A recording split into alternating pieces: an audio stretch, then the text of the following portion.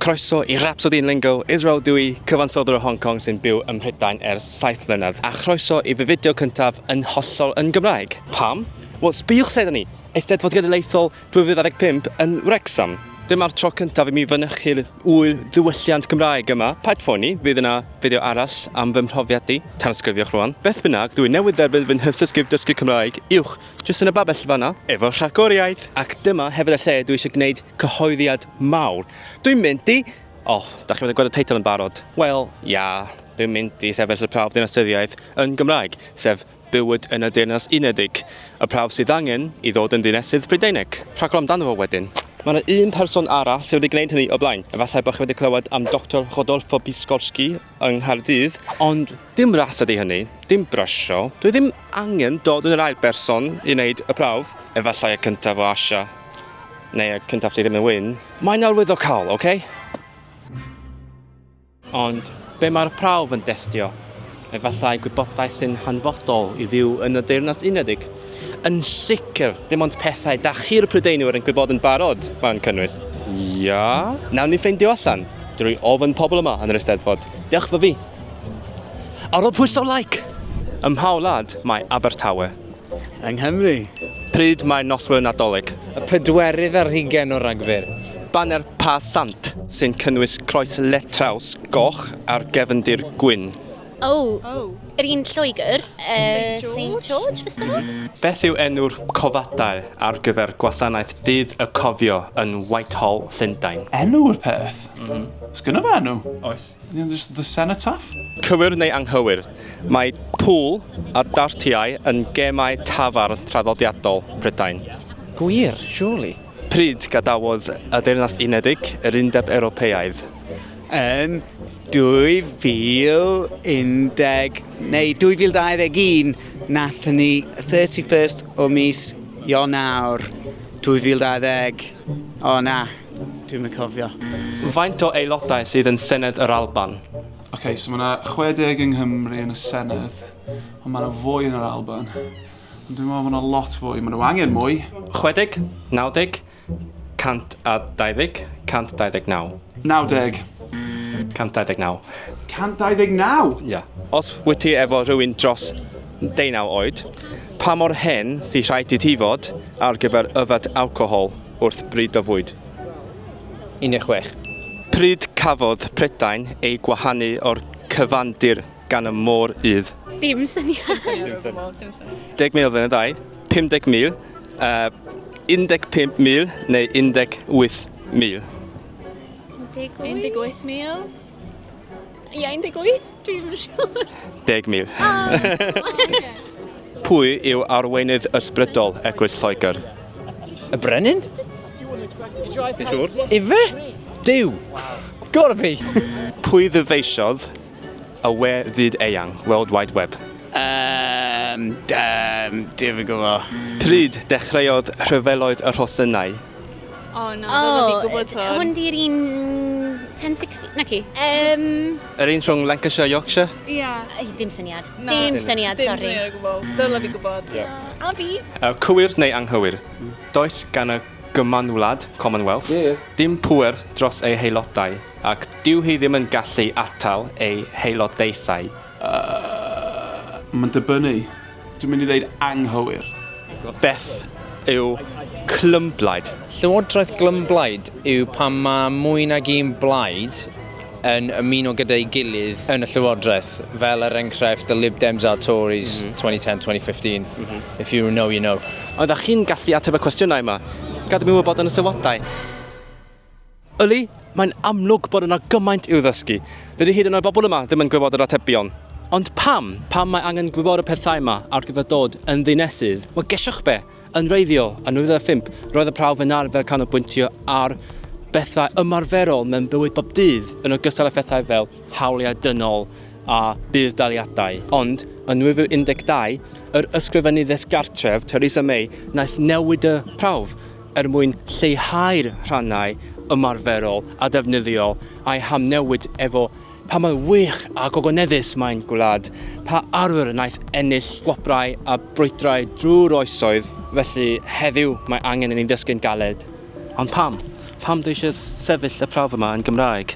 Dim Cymro dwi ddim wedi byw yng Nghymru, does gen i ddim teulu na gwaith yng Nghymru eto. Dim ond ffrindiau, ond mae gen i gysylltiad arbennig ar y iaith.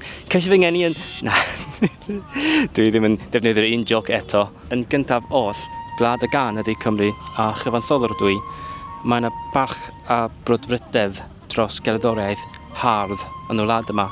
Ac dwi eisiau bod yn rhan ohono fo rhyw ddydd. Pan ges i gyfle i gyfansoddi ar gyfer grŵp Cymreig mewn perfformiad yng Nghaerdydd, penderfynes i ddarlunio porthladdoedd Hong Kong a Chymru yn y darn a rhoi enw Cymraeg arno fo.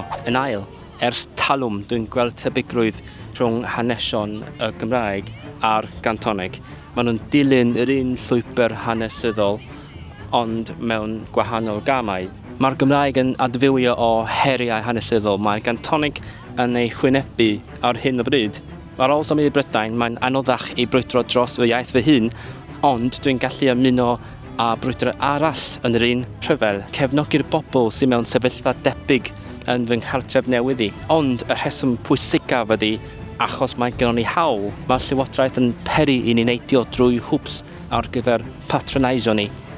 A dyma gyfle i ni patroneisio nhw yn ôl. Mae'r Cymru wedi brwydro ac ennill hawliau mae llawer o ieithoedd yn y byd yn ei heiddi hefyd. Felly mae rhaid i mi gymryd mantais o'r rheini mwyn brwydro yn erbyn y ffordd o feddwl sy'n rhagdybio ffeithiau amieithoedd, sy'n cymryd yn ganiataol bod un iaith yn bwysicach na'r lleill, neu'n well, mwyn profi'r hawl, testio hi, cryfhau hi drwy ddefnyddio hi ac atgoffa'r byd ei bod hi yn bodoli, bod angen parchu ieithoedd yr ynys.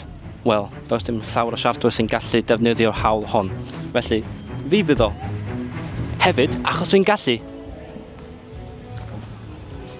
Ond mae gen i broblemau.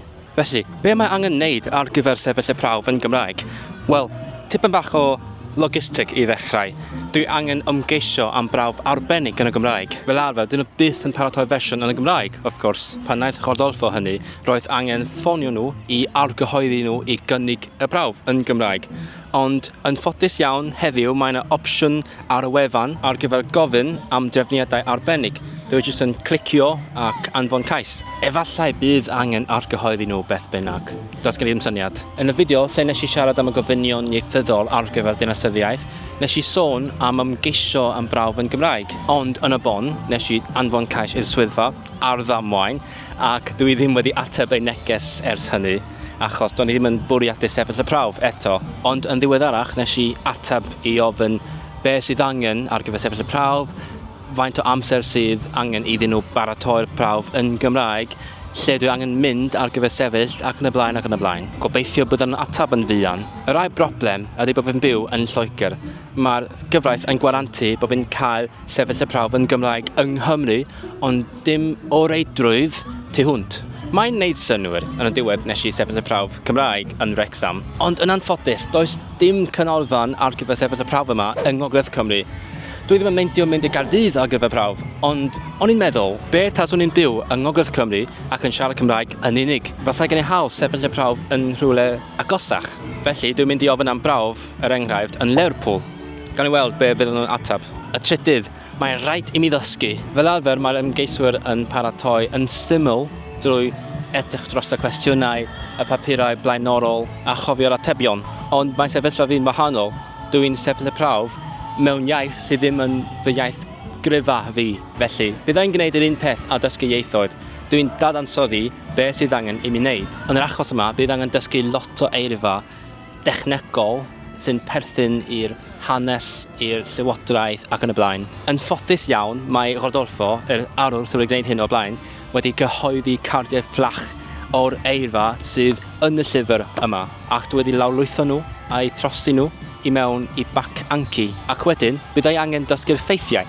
Ond, dwi'n rhagdybio byddai wedi cofio sawl peth wrth ddysgu'r geiriau ac efallai gwglo ei hystyron. Felly, yn dechrau'r hydref yma, byddai'n streamio fy hun yn dysgu'r geiriau a'r ffeithiau sydd ei hangen ar gyfer y prawf. Byddai'n gallu sbio mewn i'r cynnwys, trafod beth sy'n gywir neu beidio, neu jyst sgwrsio efo'n gilydd a chefnogi ein gilydd ar y llwybr yma. Wel, dyna ni. Mae'r cynlluniau ar y gweill. Os da chi eisiau cefnogi fi, dewch i'r streams a dysgu fo fi. Os da chi eisiau cefnogi fi yn ariannol, da chi'n gallu rhoi super chat ar y streams neu dod yn aelod o'r sianel neu ar y Patreon. Diolch am wylio ac am gefnogi fi ar y daith unigryw yma. Mae fy mywyd i wedi newid cymaint ers dechrau'r flwyddyn yma. Diolch i'r Cymraeg ac gobeithio bod chi'n mwynhau'r Eisteddfod eleni. Wyrach chi'n y fideo nesaf neu ar y streams. Helo. Dwi'n siŵr i wedi gweld podcast gan chi. Pa podcast?